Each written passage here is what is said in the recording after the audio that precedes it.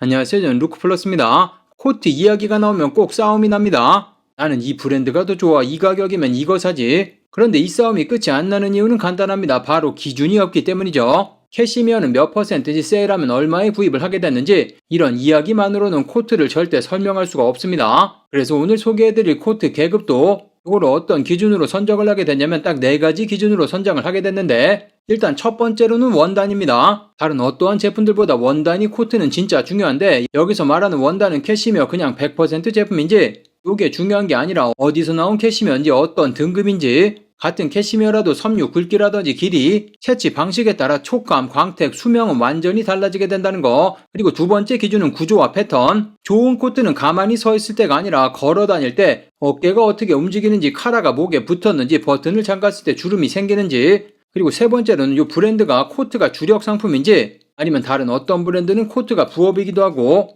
그리고 네 번째 기준은 유행 타는 코트는 2, 3년만 지나가도 진짜 촌스러워 보인다는 거. 좋은 코트는 언제 산 거냐라는 질문을 받지 않습니다. 지금 요 4가지 기준으로 해서 브랜드를 한번 살펴보도록 하겠습니다.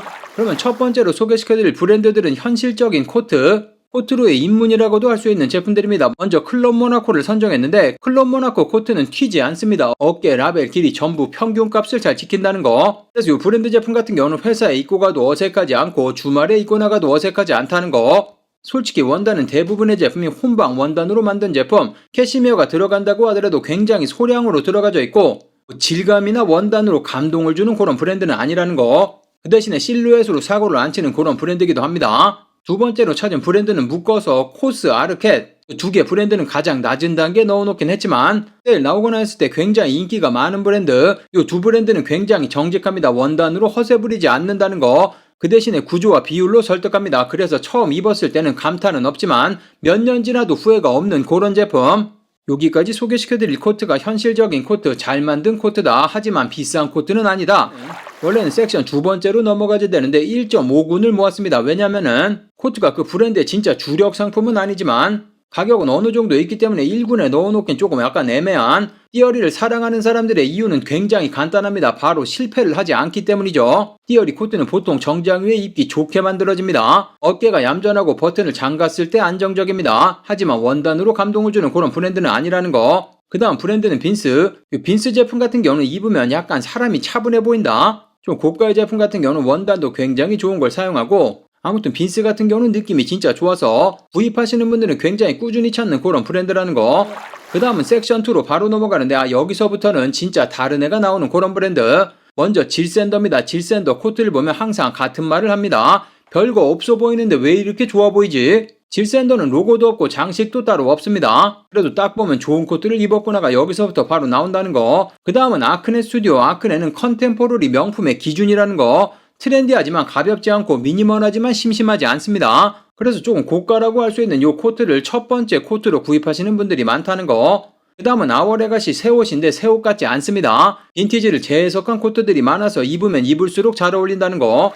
그 다음 브랜드들은 심화 가정이라고 할 수 있는, 코트를 정의했다고 할 수 있는 브랜드. 먼저 막스마라. 막스마라는 절대 유행을 쫓지 않습니다. 왜냐면 막스마라 자체가 이미 기준이기 때문이죠. 막스마라 코트 같은 경우는 한 모델이 10년, 20년 동안 그냥 그대로 꾸준히 팔립니다. 그래서 막스마라는 언제 입어도 설명이 필요 없는 그런 코트고, 살짝 막스마라보다 급이 낮아 보일 수 있지만 르메르는 화면상으로 봤을 때 아니면 처음에 봤을 때는 굉장히 심심해 보입니다. 그런데 시간이 지나가면 지나갈수록 이상하게 손이 가는 그런 제품이고, 르메르를 입다 보고 르메르를 이해하게 된다면 다른 코트들이 조금 과해 보이기 시작하게 된다는 거.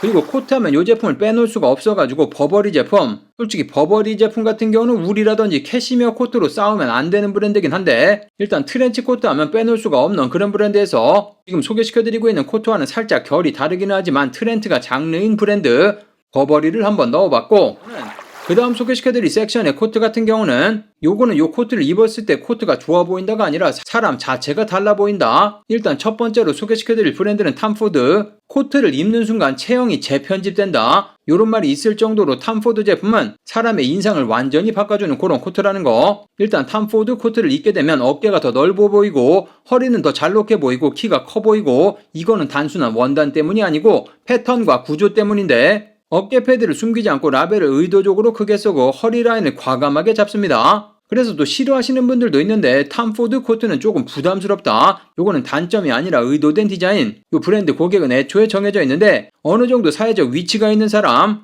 회의실에 들어가서 시선을 잡아야 하는 편안함보다 권위와 긴장감을 택한 그런 브랜드라는 거. 그 다음 소개시켜드릴 브랜드 같은 경우는 브리오니. 이 브랜드 같은 경우는 톰 포드와 완전 반대 성향의 그런 브랜드인데, 일단 브리오니 코트를 처음 보면 생각보다 평범하다고 생각할 수 있지만 브리오니의 핵심은 보이지 않는 구조. 이 브랜드 제품 같은 경우는 손바느질 비율이 굉장히 높고 아주 정교하게 만들다 보니까 안감, 심지 어깨 구조까지 전부 다 다릅니다. 그래서 이 제품 같은 경우는 입어보기 전까지는 절대 모르는 그런 브랜드. 하루 종일 입어도 전혀 불편하지 않고 장시간 입어도 형태가 무너지지 않는 그런 브랜드. 그래서 브리오니 제품 같은 경우는 입는 사람만 안다. 국가 정상의 외교관이거나 재벌 오너들이 공식 석상에서 많이 입는 브랜드이기도 합니다. 그 다음 소개시켜드릴 마지막 섹션의 코트들은 진짜 끝판왕 브랜드 제품. 여기서부터 코트는 코트가 아니라 세계관이다. 먼저 끝판왕 브랜드들 제품 같은 경우는 원단 자체가 다릅니다. 같은 캐시미어를 사용하더라도 베이비 캐시미어를 사용한다거나 비쿠냐를 사용한다거나, 베이비 캐시미어 같은 경우는 염소가 태어나서 딱 한 번 털갈이를 할 때 딱 목 부분에서만 채취되는 그런 섬유, 한 마리당 30g 정도밖에 나오지 않는 대부분의 명품 브랜드 캐시미어 제품들도 베이비 캐시미어를 사용할 수 없는 굉장히 고가의 원단이라는 거.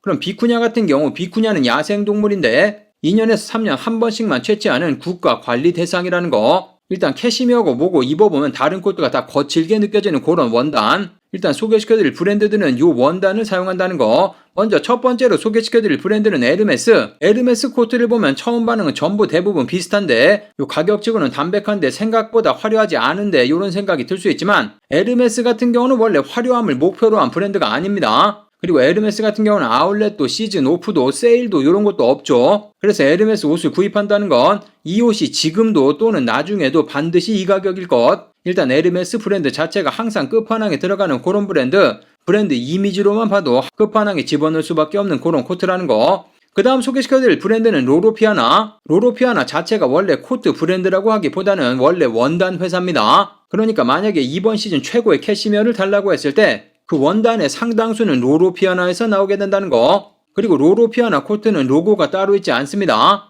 예전에 푸틴이라든지 재벌, 회장, 중동 왕족들이 로로피아나를 입고 나오면서 로고도 없는 이 제품 질감이 대단하다, 그걸로 사진이 굉장히 많이 돌게 되면서 유명해진 브랜드. 모든 제품이 베이비 캐시미어나 비쿠냐로 만드는 제품은 아니지만 베이비 캐시미어로 만든 코트 같은 경우는 900만원에서 1300만원대, 비쿠냐 코트 같은 경우는 1200만원에서 1800만원. 마지막 소개시켜드릴 브랜드는 브루넬로 쿠치넬리. 마찬가지로 최고의 원단을 사용하는 그런 브랜드. 코트하면 브루넬로 쿠치넬리와 로로피아나가 항상 같이 언급되지만 결은 살짝 다릅니다. 브루넬로 쿠치넬리 같은 경우는 원단이 아무리 좋아도 사람이 불편하면 실패다, 이 철학이 그대로 담겨져 있어서 가볍고 몸을 쥐어지 않는 그런 핏으로 로로피아나를 입었을 때는 긴장된다 그런 느낌이지만, 쿠치넬리 같은 경우는 벗기 싫다, 그러니까 매일 입을 수 있는 최고급 코트라는 그런 평가를 받는다는 거. 가격은 로로피아나보다 살짝 저렴한 700만원에서 한 1200만원. 로로피아나와는 조금 달라서 가끔씩 세일이 나오는 브랜드이기도 한데 뭐 10% 20% 요 정도 수준이고 기다리면 반값 요 정도 브랜드는 아니라는 거. 오늘은 여기까지 해서 현실적인 코트부터 끝판왕 코트까지 모아서 안내드렸습니다. 개인적으로는 정장이라든지 코트 종류들을 별로 좋아하지 않아서 입지는 않지만 이렇게 여러가지 정보를 모아서 설명을 드리다 보니까 로로피아나 코트는 진짜 한번 가지고 싶다는 거. 그럼 제가 오늘 소개시켜드린 브랜드 중에서 빠진 브랜드는 어떤 게 있을까요? 아래쪽에 댓글 한 번씩 주시면서 좋은 정보가 되셨다면 아래쪽 좋아요 댓글도 한 번씩 주시면서 모든 분들 즐거운 하루 되시고 감사합니다.